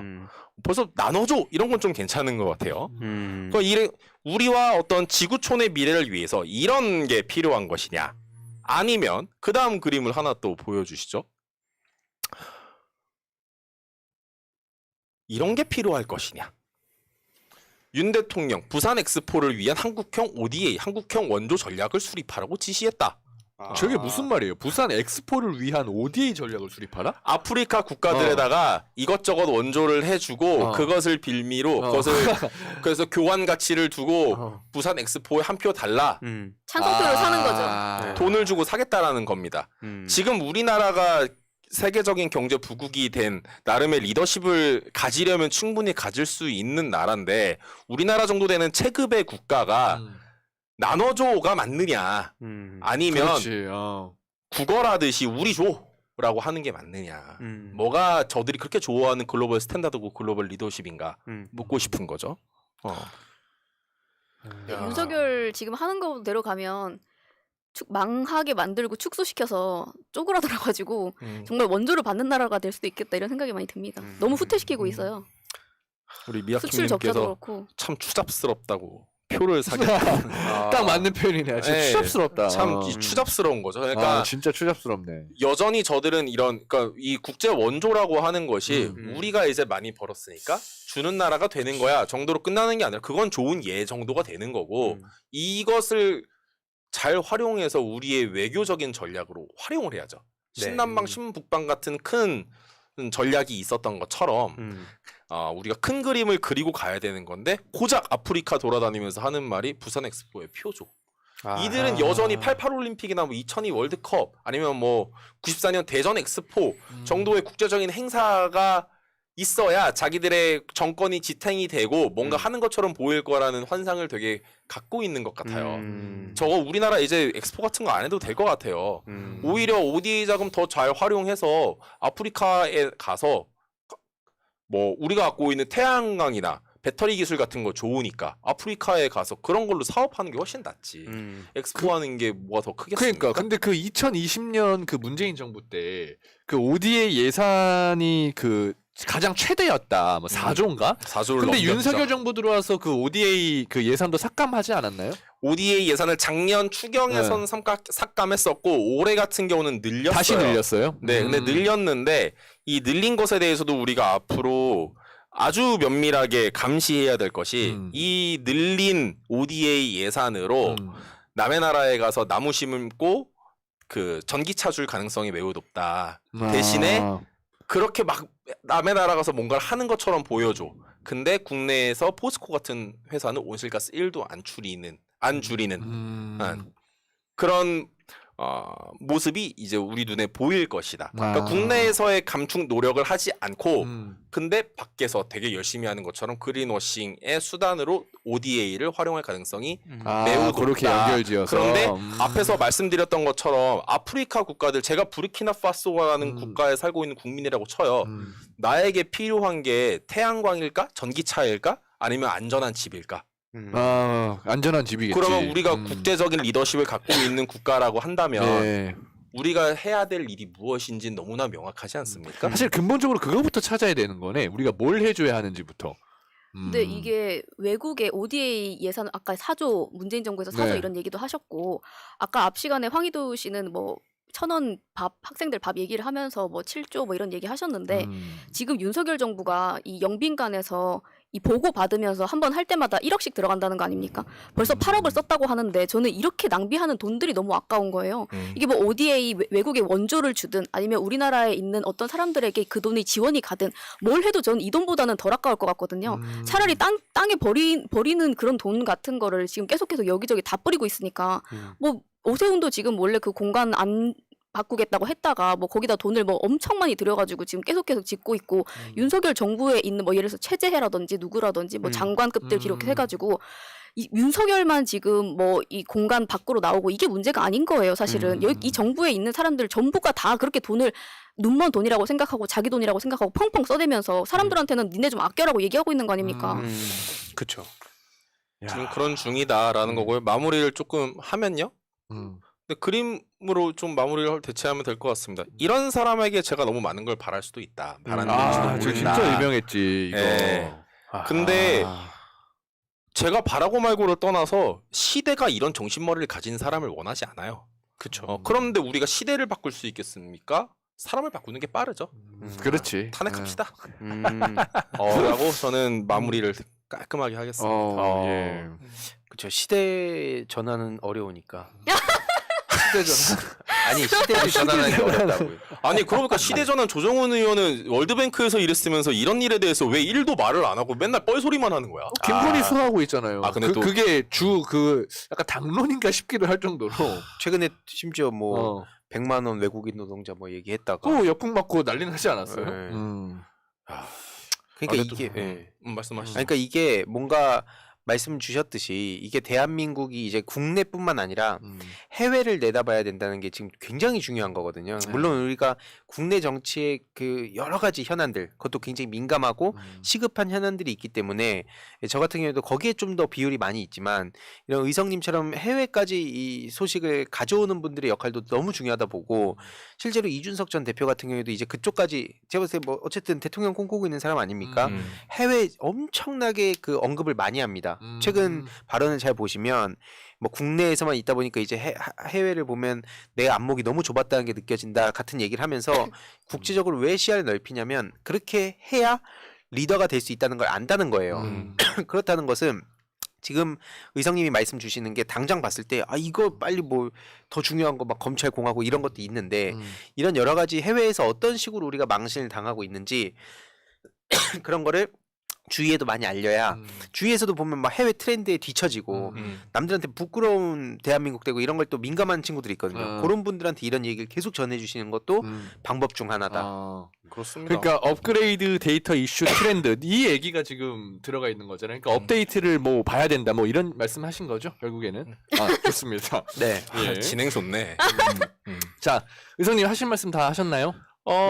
네, 뭐 우리가 압축 성장을 하면서 마치 잘 살 수 있는 방법은 열심히 뼈 빠지게 밤낮 가리지 않고 잠을 줄여가며 일해야 잘 사는 거라고 생각을 했는데 다행히도 2023년에 우리는 그것보다도 훨씬 더 다른 방법들로 조금 더 그리고 다른 이들과 다른 국가와 지구촌과 다 함께 번영할 수 있는 방법을 많이 갖게 됐습니다. 기술도 생겼고 돈도 있고. 그렇긴데 지금 하고 있는 게 너무 시대에 맞지 않기 때문에 우리의 시대에 맞는 지도자를 빨리 봤으면 하는 마음으로 오늘의 시간을 마치도록 하겠습니다. 네, 좋습니다. 자, 다음 보람의 쇼미더월드가 기다리고 있죠. 예, 지금 시간이 조금 오버돼서 보람님 표정이 안 좋습니다. 빨리 넘어가야 될 것 같아요. 네, 시작하시죠. 네, 쇼 미더 월드. 네, 허위 사실로 저렇게 코너로 시작을 해주셨는데요. 일단 오늘 세 가지 소식 갖고 왔습니다. 세 가지. 네, 빨리빨리 하겠습니다. 좋네. 네, 우선 짧게 전해드릴 소식은 해외 한인들이 12구 참사 베트남인 유족에게 성금을 전달했다는 소식입니다. 네, 이게 기사 한번 보여주세요. 네, 이 참사 희생자 159명 중에 외국인이 26분이었는데요. 이란, 중국, 러시아, 미국, 일본, 베트남 등등 해서 14개국 의 분들이었고요. 네, 기사 사진 보여주시면 됩니다. 네, 그리고 이거군요. 그 중에 베트남 희생자분은 한국에서 대학 재학 중이던 20살 여대생이었고요. 아이고. 용산구는 지금 교류 업무를 위해서 희생자 출신 지역에 사무소를 설치해서 운영 중이라고 합니다.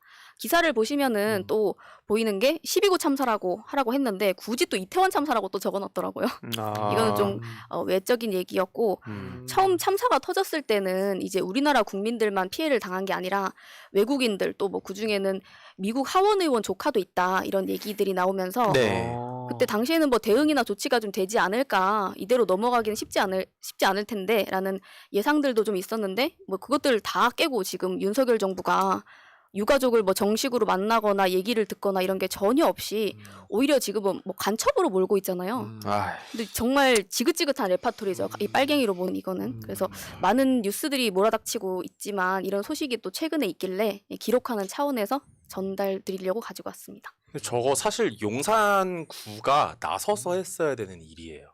그러니까 용산구하고 저 베트남의 빈딘이라는 성이 있는데 우리나라 치면 도이고 저 희생자가 빈딘성 출신이에요. 네. 아, 근데 이 빈딘성과 용산구가 결연 관계입니다. 그래서 빈딘성의 대표적인 도시가 뀌년이라는 도시가 있는데 네. 이태원에 퀴논길, 아, 퀴년 퀴논길. 길이 예. 있어요. 그 퀴논 길이 예. 뀌년이에요. 아, 그러니까 뀌년이 베트남식 발음이고 퀴논은 네. 영어식으로 읽은 거거든요. 아, 퀴논 길이 뀌년 길인데 뀌년 길이 이태원에 있고 뀌년에는 용산 길이 또 있어요. 아, 그렇게 용산 거리가 있어요. 테헤란로처럼. 우리 테헤란로처럼. 네, 네. 그럼 왜냐하면 그 빈딘성에 맹호 부대가 있었거든요. 그래서 전쟁의 아픔을 우리가 이겨내자라는 차원에서 이제 결연을 맺었었기 때문에 용산구가 했어야 되는 일인 건데 시가 안 하니까 관이 안 하니까 시민들이 자발적으로 하신 거죠. 그러니까 아니 근데 일단 정부가 그리고- 되게 개심. 근데 용산구에서도 뭐 교류 업무 차원에서 이 사무소 설치해서 운영하고 그게 있습니다. 전부터 있었습니다. 아, 근데 여기 그 뭐 추모 공간도 있긴 하더라고요. 근데 그 정도로는 부족하다라는 부족한 말씀을 거죠. 해주신 더 거죠. 했어야죠. 네. 사람이 희생을 당했는데. 아, 근데 그렇게 보람님처럼 옹호하는 것도 한번 들어볼 필요는 있을 것 같아요. 저 옹호한다고 말씀하지 마시고 왜냐면은 이게 왜 틀린 거가 있는데 왜 그런 얘기를 하냐라는 분들이 또 계실 수 있기 때문에 그쵸. 그 정도로는 안 된다. 원래 있던 걸 가지고 무슨 지금 물타기 하려고 하냐라고 이 정부가 되게 얘기할 수 있는 거죠. 괘씸했던 게 유가족들한테 지금 대했던 태도들이 쫙 지금 뭐 정립이 돼 있지 않습니까? 예를 들어서 그 분향소 만들어 달라는 그 요청에 녹사평역 지하 4층에다가 뭐 공간을 그쵸. 마련해 주질 않나. 미쳤죠. 그냥 처박은 느낌이죠. 그렇죠. 그건. 아니 지하 4층에 어떻게 시민 추모 공간을 거기다 만들어 줄 수 있는? 그러니까 그런 거부터 해가지고 마찰이 지금까지 계속돼 왔잖아요. 네. 근데 불과 오늘 방송하고 있는 오늘 또 전주에서도 그 시민 추모제가 열렸다고 하네요. 근데 뭐 특별법 제정 촉구하는 거 하나 하고 그다음에 독립적 진상 기구 설치하라.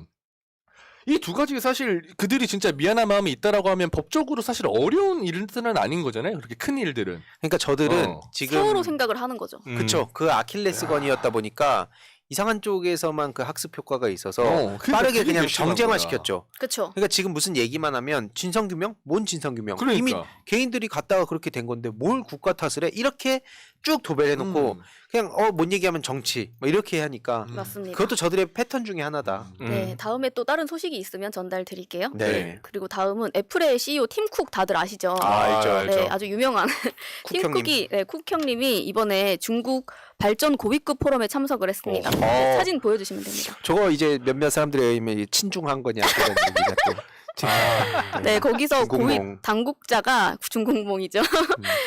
근데 중국몽이라고 할 수 있을 만한 자료도 갖고 있으니까 어허. 한번 봐주시면 어. 네, 애플이 계속해서 기업의 사회적 책임을 적극적으로 수행하고 데이터 보안과 프라이버시 보호를 강화하길 희망한다. 개인정보 강화를 요구를 했어요. 네. 그리고 또 애플을 포함한 외자 기업의 중국 사업을 지지하겠다. 그리고 중국이 애플을 비롯한 글로벌 기업에 넓은 시장을 가져다 줄 것이다. 이렇게 얘기를 한 거예요. 근데 이 그래프를 한번 보여주시면은 실제로 중국에서 뭐 모르는 이름도 있겠지만 애플 그래프를 보시면은 애플 점유율이 점점 늘고 있고요. 근데 이 소식이 저는 좀 아까 뭐 중국몽 엮어서 얘기도 해주셨지만 네. 좀 재미있지 않나요? 왜냐면 그렇죠. 우리가 평소에 인식하는 느낌적인 느낌으로는 뭐 왠지 중국이 우리의 유출된 개인정보를 헐값에 사고 팔고 유통이 되는 시장 뭐 이런 느낌이 좀 들기도 하고 당국에서 개인정보를 과도하게 수집해서 통제한다 뭐 이런 느낌도 있고 하다 보니까 약간 개인정보 강화?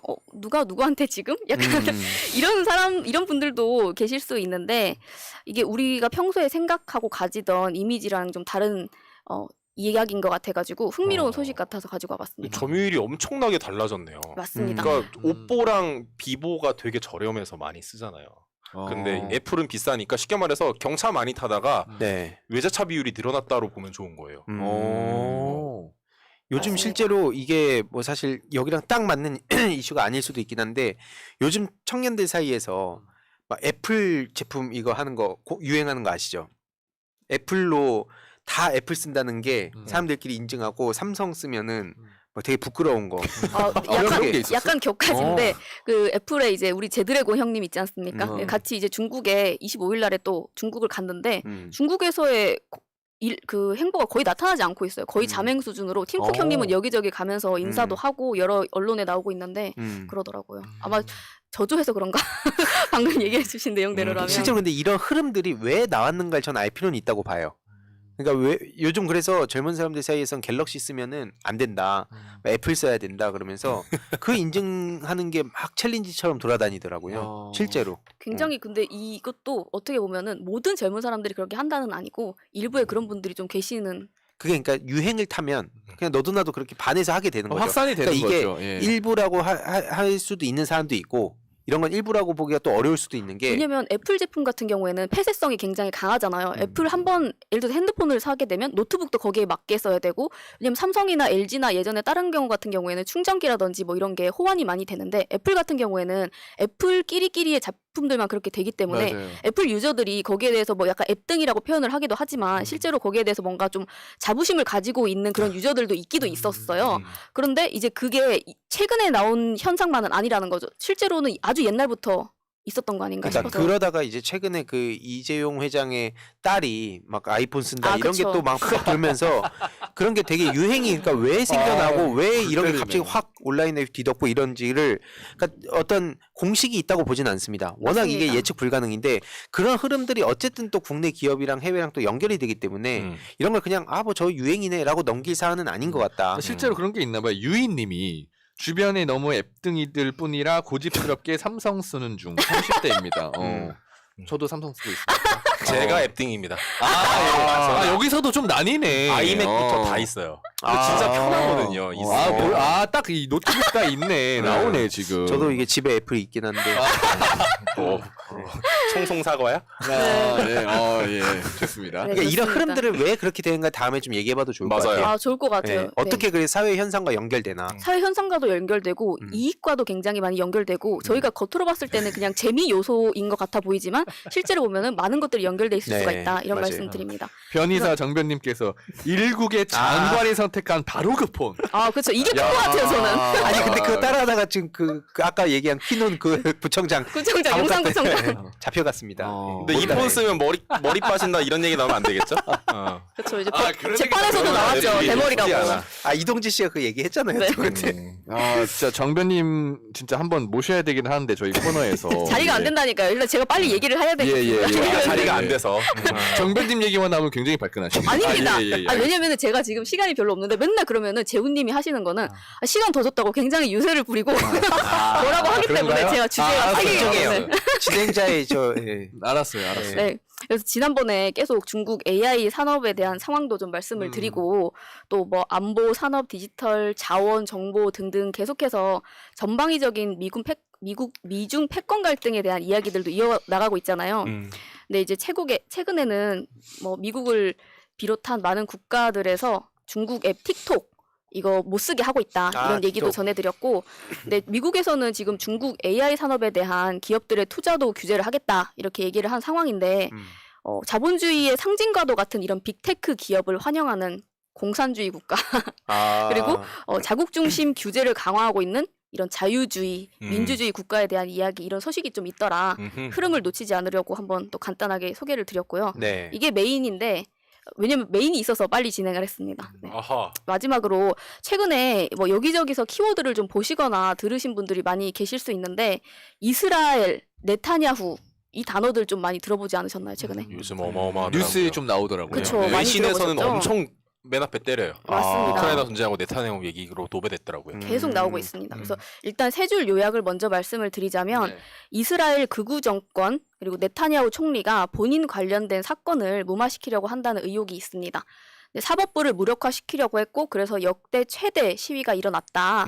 이 경우를 근데 보니까 헌법, 대법 판결, 헌재 판결마저도 무시하면서 김건희 방탄하는 정권 어떤 정권과 매우 닮았지 않나? 너무 닮았어.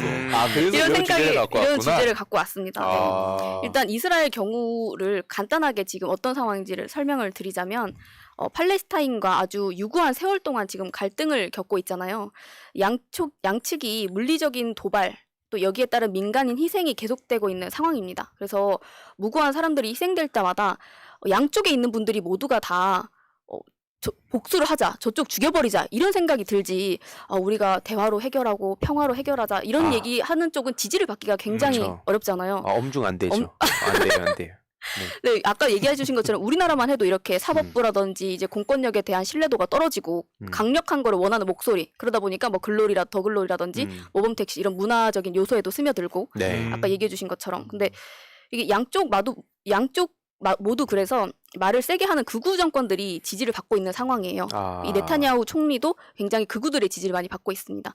말하자면 이제 국가적 갈등 그리고 민간인 희생이 정치적으로 이용당하는 상황이라고 할 수 있겠고 네. 근데 이런 와중에 이제 사진 보여주시면은 최근에 이스라엘 역사상 최대 시위가 벌어지고 있다. 역사상 최대 시위. 네, 맞습니다. 이게 50만 명이 거리로 나왔는데 이게 얼마나 어마어마한 규모냐면 이스라엘 인구가 1000만이 안 됩니다. 900만 좀 넘는 그런 정도인데 우리나라로 치면 한 270만 정도가 거리로 나왔다. 이렇게 말씀을 드릴 수가 있어요.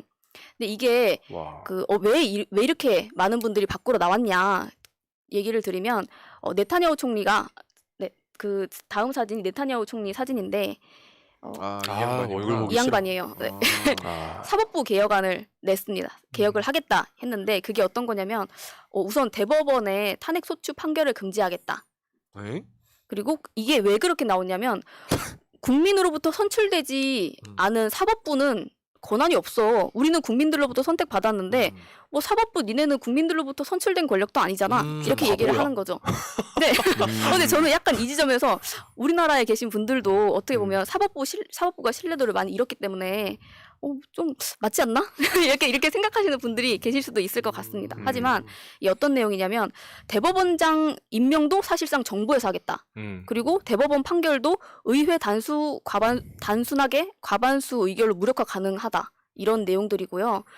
사법부의 독립성을 굉장히 침해하는 내용들이에요. 왜냐하면 이스라엘에서 대법원 같은 경우는 국회의원, 총리를 견제하는 유일한 기관이자 민주주의의 최후의 보루로 여겨져 왔거든요. 그러다 보니까 많은 분들이 여기에 대해서 문제의식을 심각하게 느꼈다. 이게 뭐 네타냐후 이게 중요한 게 뭐냐면 네타냐후가 근데 본인 사건이 걸려 있는 게 있어요. 그러다 보니까 네타냐후 본인만을 위한 법 아니냐. 맞추면 개인 법안이다라는 얘기 때문에 이제 많은 분들이 분노가 한 건데 네타냐후 같은 경우에는 많은 분들이 아실 수도 있지만 96년에 처음으로 총리가 됩니다. 그리고 2009년에도 총리 이후에 내리 육선을 하면서 장기 집권을 하고 21년도에 총선 패배했다가 22년도에 조기 총선에 승리하면서 올해 또 총리가 된 거예요. 26년. 그러니까 말하자면은 누군가한테는 태어나서 대부분의 시간이 그냥 총리가 네타냐후 총리예요. 그렇게 볼 수가 있는 거죠. 그렇죠. 그렇게 볼 수가 있죠. 근데 이 16년도에 그래서 아까 말씀드린 것처럼 뇌물 사기 혐의 등으로 기소된 뒤에 역대 총리 최초로 법정에 쓴 총리이기도 합니다.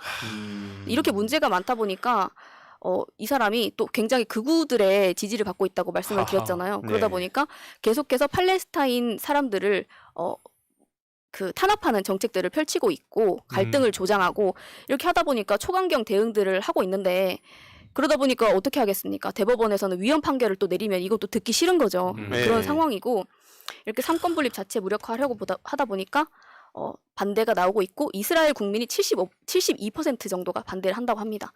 근데 이 72%가 반대를 했는데 약간 여기도 사이언스 20, 30은 계시는구나라는 생각이 좀 들죠. 저래도 30이 나온다는 거잖아. 그렇죠. 뭐 그렇다고 볼 수 이게 있죠. 전 세계적으로 그래서 그 탈진실의 시대의 문제랑 귀결될 수밖에 없는 게 맞습니다. 그거를 이용하기 너무 좋은 환경이 된. 그래서 이 디지털 기술 발전의 아이러니라고도 보는. 전 세계에서 다 고민하더라고요. 그래서 이걸 말씀드린 것도 국내에서 유독 이게 막 무슨 이상한 한수 나오고 뭐 대각선 연구한다 하고 이게 사실 유독 한국만 그런 게 아니라 지금 전 세계적으로 고민거리라서. 맞습니다. 세계적인 흐름이에요. 네. 그래서 이 상황에 대해서 유럽은 물론이고 지금 미국도 우려를 표한 상황이고 어느 정도였냐면 미국이 수십 년 만에 이스라엘 대사를 초치할 정도였습니다.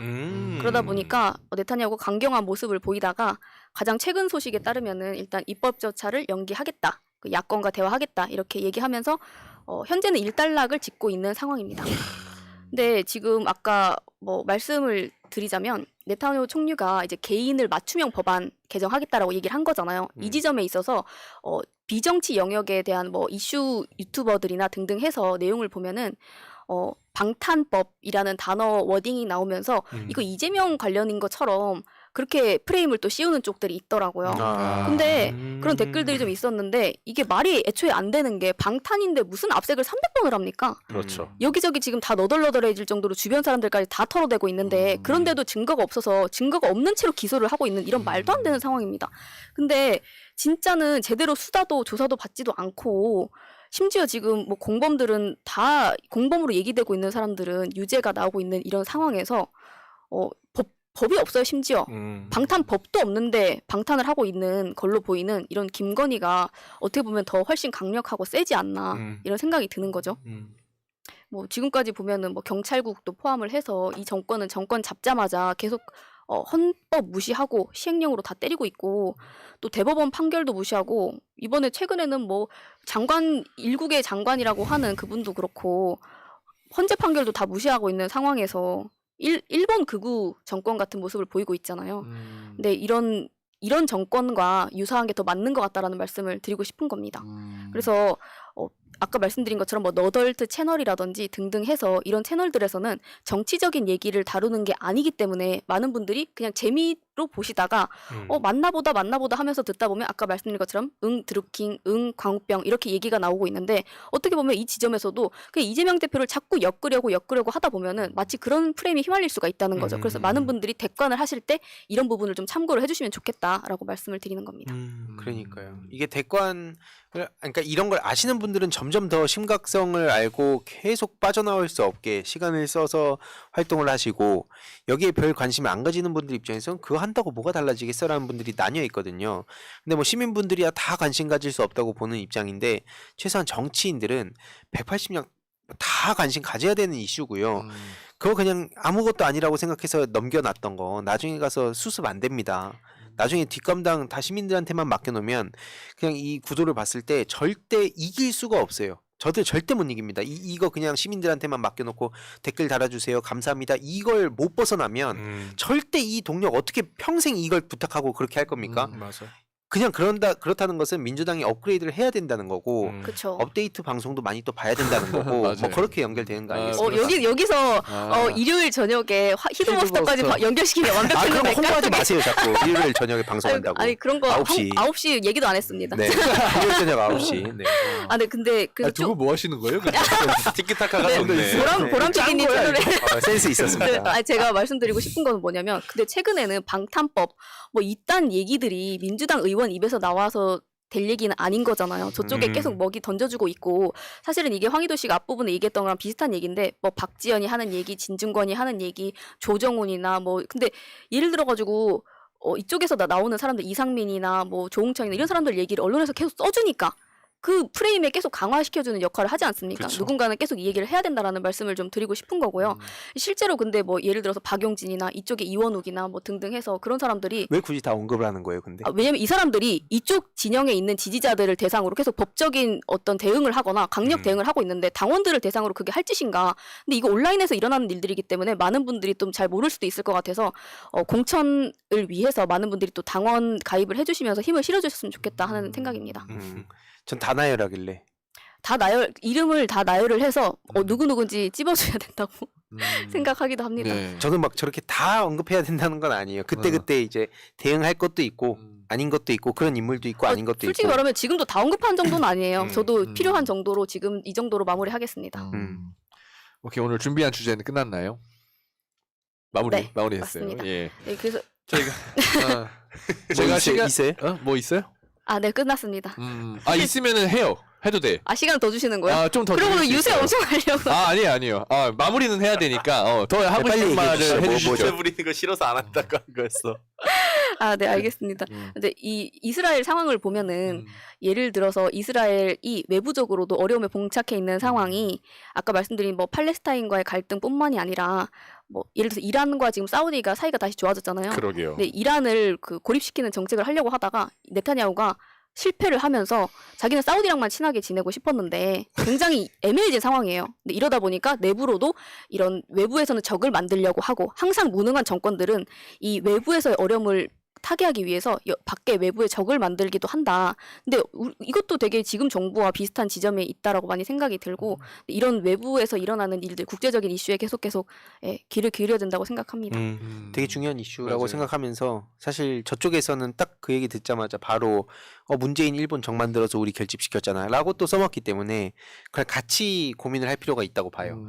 우리가 아무리 택도 없어 보이는 얘기라도 근데 적을 그 부분이 되게 애매한 거예요. 왜냐면은 적을 만든 게 아니라 일본이 먼저 때렸죠, 사실은. 그러니까 그런 거 어차피 디테일하게 들어가면 이렇게 생각하면 안 된다니까요. 제 말은. 그렇죠. 이 탈진실의 시대이기 때문에 디테일하게 그냥 들어가 찍으면 보면 끝난다는 거잖아요. 당연히 말이 안 되는 거 투성인데 얼핏 들었을 때 야 문재인 아베 그렇게 적대시해가지고 노노재팬에서 한 거 아니야?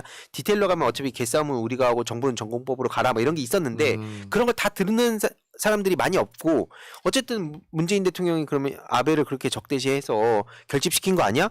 노노재팬 그렇게 해서 정부에서 한 거 아니야? 이렇게 생각하는 사람 주위에 물어보세요. 실제로 굉장히 많습니다. 그러니까 그걸 우리가 어떻게 끊어낼까를 전 이제 초점 맞춰야 되는 시점이라고 보는 게 야 이거 말도 안 되지라고 우리끼리 말도 안 된다 생각하는 거랑 실제로 많은 사람들이 그렇게 생각하는 거랑 다른 얘기라고 보는 거예요. 네, 맞습니다. 그럼 저는 이제 주로 그쪽으로 어떻게 사람들을 설득할 것인가 글로 가야 된다는 얘기를 하는 겁니다. 네, 좋습니다. 동의합니다. 네. 보람님 주제까지 마무리를 했는데요. 유인님이 1시간 후딱 갔네요. 와, 이런 댓글 달아주시네. 그만큼 이 업데이트의 재미에 뭐랄까 빠져들어서 1시간이 후딱 갔다. 근데 그 뒤가 좀 슬픈 내용인데 연장 방송 가나요? 이렇게 댓글 달아주셨어요. 근데 야근 중이시라고 또. 이거 참 이게 다 윤석열 때문 아니야 이거? 그러네요. 그러니까요. 미아킴님이 또 미아킴님이 슈퍼챗을 감사합니다. 또 대한민국 종특은 위기 극복. 이번 위기도 잘 극복하고 반드시 다시는 흔들리지 않을 나라를 만들어야 깨어있는 시민 하나하나가 소중한 요즘입니다. 업데이트는 나를 깨우는 시간. 감사합니다. 네, 감사합니다. 예. 예. 정말 감사합니다. 예. 아니 제가 언급해드리려고 했는데 또 네. 이 희두가 못 본 척 예. 하시길래 못 본 척하는 게 아니라 순서가 있지 않습니까? 네. 예. 좋습니다. 예. 자, 오늘 저희가 준비한 공식적인 주제는 다 끝났고요. 예. 가실 분들은 가셔도 됩니다. 하지만 저희 가도 돼요. 내가 가고 싶어서. 네. 아니죠. 안 되죠. 네. 자, 근데 벌써부터 댓글에 난리예요. 오늘 뭐 노가리 타임 없냐. 혜웅님이 네, 저도 봤어요. 성미경님 알찬 내용 항상 잘 듣고 있습니다. 그렇습니다. 감사합니다. 예. 아니 지금 재훈님이 읽을까봐 빨리빨리 읽고 있는 것 같아요 지금. 아니. 뭐 경쟁, 뭐 여기서 경쟁을 하려고 그럽니까? 미아킴님 많이 거만해. 재훈님 요즘 많이 네, 거만해지셨다. 네. 그런 거예요. 자중하시고요. 죄송합니다. 네. 자, 기가 확 죽는데 갑자기. 예. 아무튼 많은 분들이 기다리시는 우리 업데이트의 트레이드 마크죠. 노가리 타임. 시청자분들과 잠시 소통하면서 편한 이야기 좀 하다가 방송 네. 마무리하도록 할게요. 네. 자, 안 그래도 제가 언급해드리고 싶었던 게 수구레님이 네. 또 저희 그 찐 구독자시지 않습니까? 네. 새날에. 근데 그럼 다른 분은 찐 구독자 아니에요? 아니죠. 네. 그러니까 이분이 아니라고요? 찐 아니라고? 아니 맞는데 그러니까 찐 구독자 맞다고? 중에 한 명인데. 네. 후쿠시마 수산물 그 반대 그리고 네. 대일 외교 규탄 대회가 내일 오전 11시 그 국회 본청 앞 계단에서 열린다. 네. 이 이야기를 이제 방송 중에 계속 또 언급을 해주셔가지고 저희가 근데 또 주제를 끊고 이걸 언급하기가 좀 마음이 좀 불편했어요. 그래서 이제 마지막에라도 내일 수구레님이 이런 말씀 해주셨으니까 이것도 이 규탄 대회 내일 그 목요일 오전 11시 본청 앞에서 한다고 하니까요. 국회 네. 앞 그 계단 시간이 되시는 분들은 좀 참석해서 좀 힘도 보태주시고 좀 그랬으면 좋겠다. 예. 아니 혜웅님이 재훈님 볼펜만 들어도 웃기다. 뭘 쓸까 완전 궁금해하셨는데 별 수가 없죠. 끄적이는 거예요 그냥. 아니, 나중에 끄적이는 그럼 게 낙서해놓고 해서. 아니 그러니까 근데 수구레님 쓰고 안 가져가잖아요. 그리고 네. 이거 제 펜인데요? 아니 쓰고 종이를 안 가져가잖아요. 종이 버리고 가셔. 그냥 예를 들어서 의석이 형님 코너 할 때 예를 들어서 뭐 하면은 그냥 아무 숫자 의미면 막 4, 3 막 이렇게 생각하거나요. 왜 적어요? 그냥 뭐 적어. 여기서도 뭘 보이게 그냥 적어요. 수구레라고 써 있어. 뭔 소리야? 그렇게 쓴게 보이시죠? 없고. 내용이 다 적혀 있습니다. 이 사람들이 지금 미아킴 이렇게 써 있고. 네. 뭐야 꽁통사님이 이거도 보여. 정재훈님 멋진 척 혼자 다 하시더라고. 근데 이게 전선이 너무 나 혼자 대 다수로 지금 아니 근데 웃긴 게 아, 나 웃겨. 보람님 진짜 웃긴 게 위에만 해도 오 섬세 제우 오 이제 전문 버스 이에 근데 다 건너뛰고 멋진 척 혼자 다에만 읽는 것도 웃겨. 내가 봤을 때 제가 보라님한테 뭐 찍힌 게 있나 보네. 실세. 실세인데 여러분들 저는 방송을 계속할 의사가 있습니다. 그러나 만약에 다음 주부터 제가 안 보인다라고 하면 그 누군가를 아니 김자영님이 예. 글씨 연습하신다고. 무슨 글씨 아닙니다. 이게 이렇게 프레임이 되면 안 돼. 왜냐면 제가 중요 웃겨. 메시지를 갖다가 네. 다 기록을 하고 또 언급을 해야 돼. 왜냐면 제가 이 방송하면서 가장 중요시 여기는 게 뭐냐? 시청자분들과 소통하는 거. 이게 제가 가장 중요해요. 그래서 슈퍼챗 다 메모하고 아까 같은 경우 수구레님 지금 가신 것 같기는 한데 수구레님 그 내일 규탄 대회 네. 제가 메모하고 알려드리고 수구리님 규탄 대회. 수구레님 수구레님. 예. 수구레님 규탄 대회. 아니 수구레님이 이야기하셨던 아. 그 후쿠시마 수산물 반대하는 규탄 대회. 예. 아 근데 그것도 그렇습니다. 되게 중요한 이슈인 게 음. 그 후쿠시마 수산물 같은 경우에는 이게 먹는 거랑 연결되고 막 지금 세슘 보도도 작년부터 나왔잖아요. 근데 이게 그래서 저는 맘카페 같은 데도 빠르게 퍼져야 퍼질 돼요. 수 있는 이슈고 맞습니다. 그런 식으로 이제 밀착형으로 가야 된다 봅니다. 그냥 추상적으로 한일전이 아니라 우리 소금 어떻게 먹습니까? 이거 그쵸. 모든 음식에 다 들어가는 먹는 건데. 거, 또 독도 이슈, 뭐 역사, 인권 문제 등등 아. 다양하게 해서 우리 접근해야 된다. 음. 그런 의미에서 내일 거기 11시 거기 힘 많이 보태는 게 필요해 네, 보입니다. 맞습니다. 이게 단순히 그게 후쿠시마 뭐 산을 먹냐 안 먹냐 문제가 아니라 이게 지역 수산물도 기피하는 그 국민 어떤 심리라고 할까요? 그런 정서가 생기기 때문에 실제로 이 수산업을 하시는 분들한테도 굉장히 큰 타격이 갈 거라고 해요. 그러니까 경제적으로 또 이 지역 소상공인한테 얼마나 그런 큰 타격이 있겠습니까? 제가 진짜 내일 회사 출근만 아니면 저도 그 가서 하고 싶은데 내일 아무튼 그렇습니다. 마음만 저는 함께 하도록 하고요. 아니 근데 수구레님은 이거 AI 보시예요. 혹시? 예. 아니 수고님 제가 이거를 실컷 언급을 해드렸는데 예. AI인가? 아무튼 계시긴 하네요. 예, 아무튼 열심히. 의성님 목소리 들려주세요 하시는데 의성님 말씀하세요. 목소리로 마무리하면 좋을 것 같아요. 그렇게 후쿠시마 마무리하죠. 관련해서 기후 관점으로 접근하면은 이 바다에 방사능을 뿌리는 거잖아요. 그럼 바다 생물들이 다 죽습니다. 그럼 바다 생물들이 탄소를 포집을 해줘야 되는데 얘들이 그걸 먹고 살아야 되는데 플랑크톤부터 고래까지 다 죽어버리네? 그럼 바다가 흡수하는 탄소의 양이 줄어들어요. 그럼 공기 중에 탄소가 더 많이 떠다니겠죠? 그럼 지구온난화가 더 가속화된다. 그러니까 기후의 관점에서 봐도 저거는 이제 하면 안 되는 일인 거다. 그렇게도 영향을 줄 수 있다라는 거죠. 그리고 저 오늘 책을 갖고 왔어요 하나.